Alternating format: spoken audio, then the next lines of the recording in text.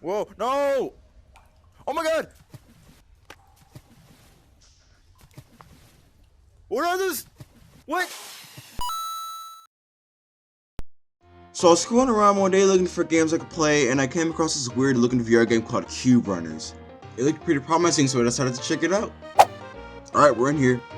So, judging from movement in this game, I'm gonna guess that this is a Gorilla Tag fan game.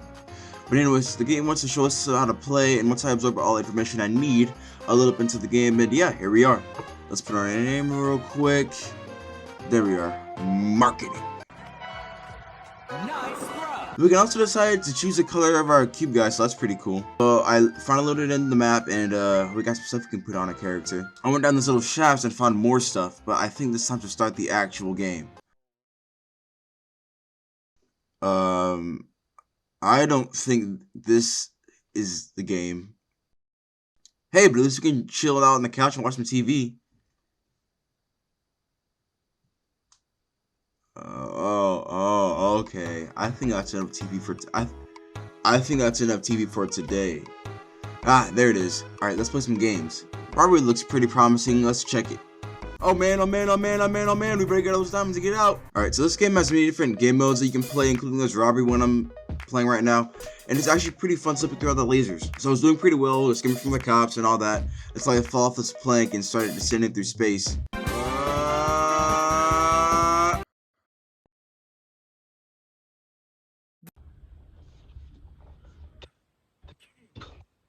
Closed. The game closed. Yep, the game closed on me, but I believe I know why. I didn't mention it earlier, but the creator left a message in the game stating that he has limited servers and that you may not be able to enter because they're full. And it would make sense for him to put these little game kickers around the game to regular server populations. And it's actually kind of smart. So the next mode is subscribe mode, and it spawns a little button on the bottom of the screen. And I think if you click it, it gives you like a little subscribe badge. But anyways, on to the next one. The next mode is horror mode. Yeah, this game has a story unlike Gorilla Tag. To my knowledge, this is the most popular mode in the game, so let's check it out. Okay, so I walk around and I don't know what to do, and then I found the first monster. Whoa, no! Oh my god! What are those? What? So I went back in and looked around some more, and I found this crucifix looking thingamabob, I don't know. And it gave me the option to click on a monster. I clicked slime, and What in the... yeah. Well, I spotted a little ledge and started to climb up it, and oh, there's the next level. Whoa, where am I?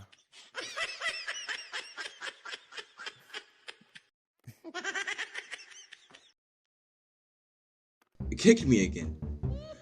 I don't know if you've guessed from earlier, but this game isn't very serious. But it was an AntFlam, so I guess it had it coming. Anyways, next mode. I'm a big fan of space, if you didn't know. So seeing this space mode was pretty cool. But I'll tell you that it was a mistake. As soon as I jumped out of the ship, I started experiencing zero gravity. And it felt kind of cool, like I was flying. But that feeling soon turned into horror as I realized how much of a pain it was going to take to get back. I tried pushing off the skybox in the asteroids, but I couldn't align my pushes. I swear, you had to pull some sort of mathematical equation to get back to the mode selection. Well, it looks like I'm stranded out here. At least this guy stuck with me. I couldn't get out, so I just restarted the game.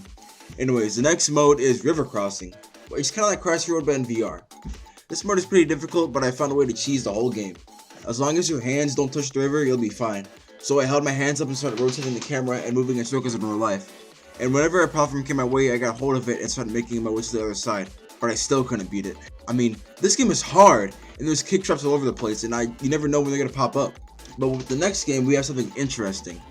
This mode is called rock climbing, and combined with the weird controls, the easy mode is pretty difficult. But for some reason, I didn't have the patience to carefully move my hand on the rock so I didn't fall off. And the rocks are really small.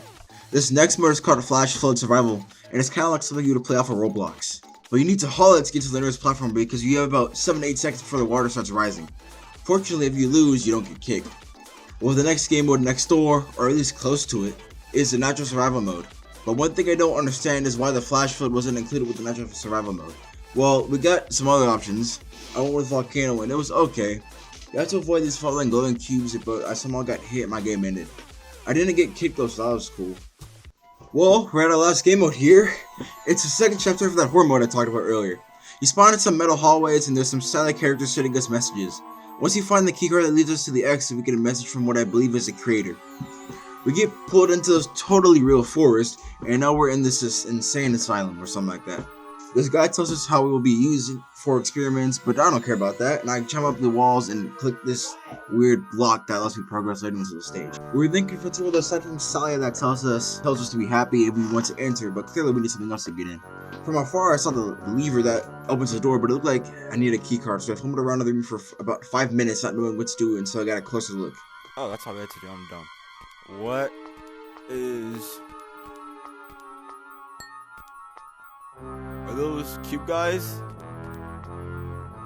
Okay, well, let's go meet this Sally person, silly, whatever it's called. Who is better than you, yourself, or Sally? Well, clearly I'm gonna choose myself because I'm the biggest bird. I'm number one. I'm top G, etc., etc., etc., etc.